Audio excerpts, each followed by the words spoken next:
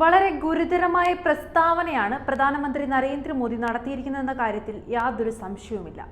മോദി പറയുന്നത് ചാക്കുകെട്ടുകളിൽ നിറയെ കള്ളപ്പണം അദാനിയും അംബാനിയും രാഹുൽ ഗാന്ധിക്കും കോൺഗ്രസിനും നൽകിയിരിക്കുന്നു, അവർക്കിടയിൽ ഒരു ഡീൽ നടന്നിരിക്കുന്നു എന്നാണ്.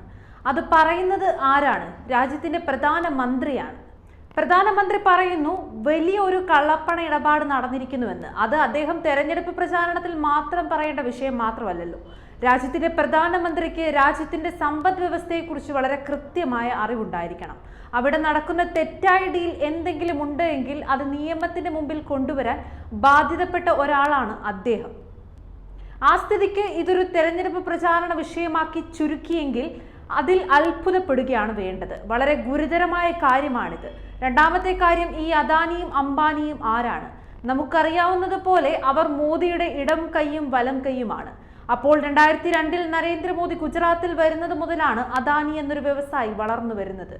അദാനി എന്ന് പറയുന്ന വ്യവസായിയെയും വ്യവസായ സാമ്രാജ്യത്തെയും രൂപപ്പെടുത്തിയത് വളർത്തിയതൊക്കെ യഥാർത്ഥത്തിൽ നരേന്ദ്രമോദിയാണ്. നരേന്ദ്രമോദിക്ക് ഒരു കാലഘട്ടത്തിൽ കേന്ദ്രത്തിൽ നിന്ന് ഫണ്ട് കിട്ടാത്ത ഒരു സാഹചര്യം ഉണ്ടാവുകയും കേന്ദ്രത്തിൽ പോയി പ്രമോദ് മഹാജന്റെ കാല് പിടിച്ച് പണം സമാഹരിക്കേണ്ട ഒരു സാഹചര്യം വരികയും ചെയ്തപ്പോൾ അദാനി എന്ന് പറയുന്ന ഒരു വ്യവസായിയെ തന്നെ രൂപപ്പെടുത്തിയെടുത്തുകൊണ്ട് തന്റെ സാമ്പത്തിക ശക്തി ഉറപ്പിച്ച നേതാവാണ് നരേന്ദ്രമോദി.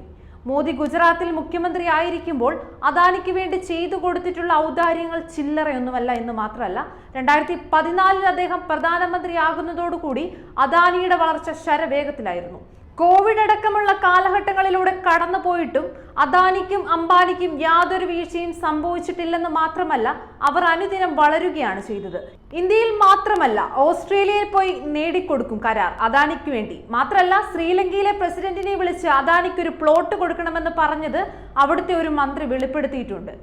ആ രീതിയിൽ ഇന്റർനാഷണൽ ഡീലും നടത്തും. മാത്രമല്ല, നമുക്കറിയാലോ, അദാനിയെക്കുറിച്ച് ചോദ്യം ചെയ്തതിന്റെ പേരിൽ കൂടിയാണ് ഇന്ത്യൻ പാർലമെന്റിൽ നിന്നും മഹുവ മൊയ്ത്രയെ പുറത്താക്കപ്പെടുന്നത്.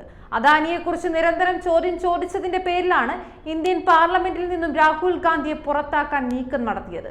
അത്രയും കമ്മിറ്റ്മെന്റ് ആണ് നരേന്ദ്രമോദിക്ക് അദാനിയോടുള്ളത്. അംബാനിയുടെ കാര്യത്തിലും സ്ഥിതി വ്യത്യസ്തമൊന്നുമല്ല. അങ്ങനെ ഇടം കൈയും വലം കൈയുമായ രണ്ട് മുതലാളിമാരുമായി രാഹുൽ ഗാന്ധി ഡീൽ നടത്തിയെന്നും രാഹുൽ ഗാന്ധിക്ക് പണം അതിന് പകരമായി നൽകിയിരിക്കുന്നുവെന്നും മോദി പറയുമ്പോൾ അതിനൊരു വശം കൂടിയുണ്ടല്ലോ. എന്തിനാണ് രാഹുൽ ഗാന്ധിക്ക് അദാനിയും അംബാനിയും പണം കൊടുക്കുന്നത്? അപ്പോൾ മോദിക്ക് മനസ്സിലായി തുടങ്ങിയിരിക്കുന്നു ഇന്ത്യയിൽ കാറ്റു മാറി വീശി തുടങ്ങിയെന്ന്. പരാജയ ഭീതിയുള്ള ഒരു നേതാവിന്റെ പ്രസ്താവനയായി മാത്രം ഇതിനെ കണ്ടാൽ മതി.